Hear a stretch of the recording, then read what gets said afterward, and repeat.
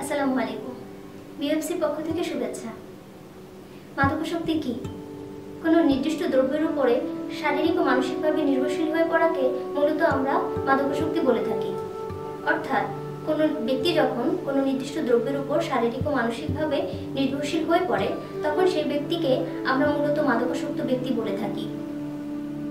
আজ আপনাদের সামনে একজন মাদকাসক্তি ব্যক্তি যখন কোনো নির্দিষ্ট দ্রব্যের ওপর শারীরিক ও মানসিকভাবে নির্ভরশীল হয়ে পড়েন, তখন তিনি মানসিকভাবে কতটা ক্ষতিগ্রস্ত হন সেই বিষয়টি তুলে ধরার চেষ্টা করব।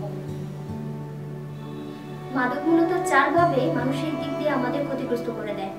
দিকগুলো হলো মন মেজাজ বা মুড নষ্ট করে দেওয়া, চিন্তা ভাবনা বা বিচারিক ক্ষমতার নেতিবাচক পরিবর্তন, সংবেদন প্রত্যক্ষণ যা আমাদের দেখার ও বোঝার ক্ষমতায় নেতিবাচক পরিবর্তন আনে, এবং সর্বশেষ আমাদের আচরণের নেতিবাচক পরিবর্তন আনে।